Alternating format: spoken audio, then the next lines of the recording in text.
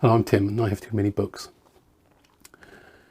One of the things I wanted to do in my BookTube channel was to do challenges, and one of the challenges I came up with was what I call the Pairs Challenge, where you take books that are related in some way but are very different to each other. And one of those prompts in that challenge was the quotation one, where you just pick two books that are based on quotations, and they can be based on any kind of quotation, from a well-known phrase to a poem to a book to a film to a play, that sort of thing. And when thinking about this, I realised very quickly that I could put my hands on three books from a single speech by Shakespeare, and it's a speech in Macbeth. And looking at the speech in Macbeth, I realised, well, actually a lot of these lines in this speech would make very good book titles. So I did a little bit extra research and came up with 10 books that sparked an interest with me. I could have easily picked 20, and there are more and more being published all the time. There's actually, everybody's going wild about a book with a title from this speech from Macbeth. So what I'll do is I'll do the speech from Macbeth, show you the books quickly, and then we'll talk about them individually. Tomorrow and tomorrow and tomorrow creeps in this petty pace from day to day to the last syllable of recorded time, and all our yesterdays have lighted fools the way to dusty death. Out, out, brief candle, life's but a walking shadow, a poor player that struts and frets his hour upon the stage and is heard no more. It is a tale told by an idiot, full of sound and fury, signifying nothing. So those are your books, and let's quickly talk about them and why I selected them. Tomorrow, Tomorrow and Tomorrow by Barnard, Eldershaw. This is two Australian writers. This is written in 1948, and like Edward Bellamy's Looking Backwards, this is set in the far future, where somebody comes back to Australia to look at the history of Australia from about 1928 until about 1948 or 1947, over a 20-year period. Now, this has the honour, if you like, of being heavily censored when it first came out, very heavily criticised. I think it was banned in some places. People were very unhappy about it. And it wasn't published in its full version until the mid-1980s, when we get this version of it. It sounds a lot of fun. It sounds rather interesting.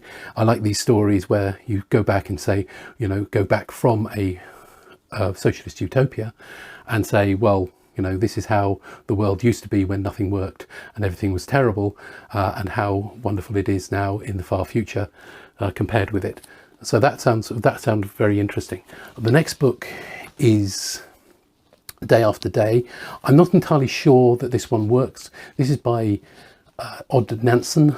Nansen was a lawyer and a philanthropist, somebody who helped a lot of people out. He helped a lot of Jews flee Germany before the Second World War. He was the son of Fridtjof Nansen, the polar explorer and humanitarian. Fridtjof Nansen did a lot to wake the world up to the Stalin's deliberate Ukraine famine of the 1920s and 30s.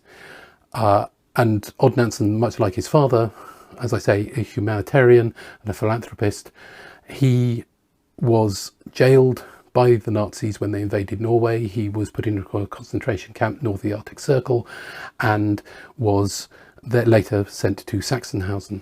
And every day he managed to keep a diary and was writing it on scraps of paper. So that's what Day to Day is. From Day to Day is a translation, but it isn't too far away from the actual words that Odd Nansen used to describe it. I'm not a massive fan of concentration camp memoirs. They are a bit miserable, but with all the connections, I couldn't resist this particular one. The next one we have is All Our Yesterdays, Natalia Ginzburg. I have to say, I selected this book before this was recently republished, and everyone went wild about it, and everyone went wild about Natalia Ginzburg. This is writing during the Second World War.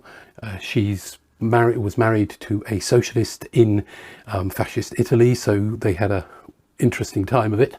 I think her husband joined the partisans, and this is really talking about her experiences during the Second World War, where she's living next to people who are out and out fascists while being very much in sympathy with people who are socialists and, you know, from the other side of the political spectrum. It does sound very interesting, and I just couldn't resist it.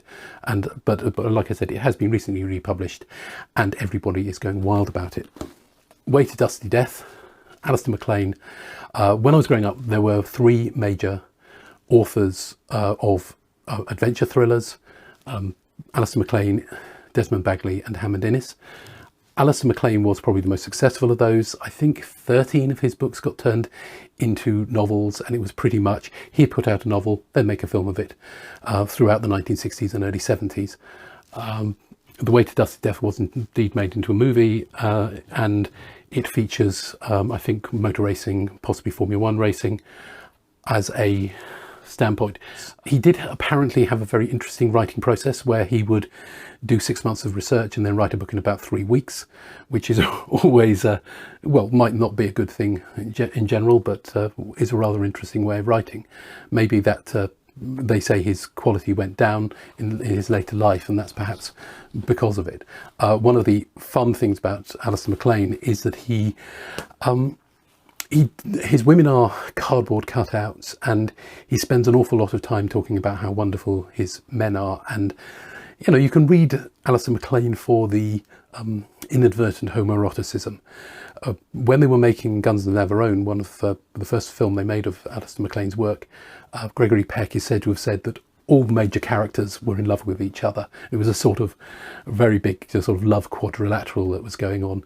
And I'm not sure that Alistair MacLean would have approved if he'd known about that. And certainly he didn't intend it. But it's always a subtext within Alistair MacLean's books, which you can find fun if you're a little bit bored with all the sort of the man stuff in them. Brief Candles, this is a series of novelettes and novellas, of 3 novelettes and novellas by Aldous Huxley.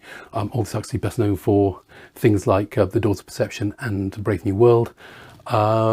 He's an interesting writer. I keep trying to get into him. I read my way through his books, and they don't tend to make an awful lot of impression. Certainly not as much impression as, say, something like Brave New World does, which is a very, very, very long-lasting book, and something that lives in the mind for a very long time. So again, he's someone I'm trying to get into, because he does seem to have been a very interesting person and a very interesting author. We then have Faye Kellerman's Walking Shadows. I could have picked Walking Shadow, which is a book by Robert B. Parker. Robert B. Parker wrote a lot of his Spencer books using Shakespearean titles, but I thought, well, when I read about the Faye Kellerman book, this is about one of her Peter Decker and Rena Lazarus books. Rena Lazarus is an Orthodox Jew, and that makes these books potentially rather interesting. This will be the first of her books I read, but it's the 14th in a long-running sequence. So, but it's very much something that sparked an interest and worth reading. The next book is A Poor Player by Harold Child. The phrase "a poor player" suggests somebody who wasn't considered very good at something, say playing a sport, or playing a musical instrument, or being an actor on stage perhaps, and then either got better at it and wowed the world with their talent, or switched to something else. And this is the case with Harold Child's Poor Player. He was a bad actor in the early 20th century, and later became a theatre critic, and was instrumental, so it is said, in the revival of Shakespeare in the 30s, under people like John Gielgud, Ralph Richardson, and Laurence Olivier. So that sounds very interesting to me. I had to read it. I'm a big theatre nut and love my Shakespeare, as we might be able to tell. So I wanted to read that. Now, the next book is Struts and Frets by John Skovron. I wouldn't normally go for a Battle of the Bands books, but of course Struts and Frets, well, you pick up an electric guitar, play the struts, you pick up an electric guitar, play the frets, and you tend to strut around if you've ever used one. So it does suggest that kind of music. John Skovron these days trades under the name of Kelly Skovron, or J. Kelly Skovron, and has they as pronouns. This is about a battle of the bands in a high school in America. Not my sort of thing normally, but there's just something about this book that spoke to me, and I really wanted to give it a go. Then we have A Tale Told by an Idiot by Rose Macaulay. I read this run recently. It's a lot of fun. Rose Macaulay, probably best known for a book, The Towers of Trebizond. This book is about a family. We start off by focusing on the father, who is a man who keeps switching his Christian denomination and names his children after whichever Christian denomination he's currently supporting. So he has a daughter called Una when he was Unitarian, and Rome when he was a Roman Catholic. He's a bit of a silly figure, but we mostly concentrate on his children and latterly his grandchildren. And it is broken into three parts: the Victorians for the father and the children, his children growing up; the Edwardians for when the children have grown up and are beginning to have families of their own, and those children we watch those children grow up. The Georgians goes on from 1910 onwards, and obviously we get a little bit into the war. She says quite openly in the book that she doesn't want to concentrate on the war because so much has been written about it. Although obviously you do need to know about what happens to various characters that she's introduced you to.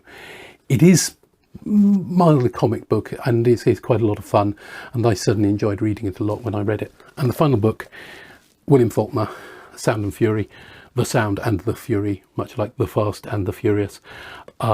William Faulkner is one of my favourite authors. I absolutely love his books, although they can be very, very distressing.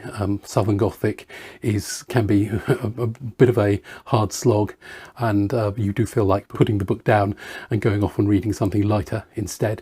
But he is a writer I really enjoy. I can't remember anything about this book, unfortunately. I have read it, but I will have to reread it because I really can't. I just can't think of what it was about particularly. He is a very great writer, though. Most recently I read his book The Soldier's Pay, which was brilliant, although it does have a completely toxic character. So that's my selection of books from the speech Tomorrow and Tomorrow and Tomorrow. I could have easily picked 20 books. I could easily just not picked any of these 10 and picked another 10. There are probably hundreds of books I could have used from this particular speech. I think it's a particularly rich Shakespeare speech. I don't think there's anything quite as much, but if you can find out a better speech by another playwright, or something from a song or a poem that is better, that you can get more book titles out, I'll be interested to see in the comments. And also, if you've got a different selection of books from this particular speech, it would be great to see in the comments. So enjoy.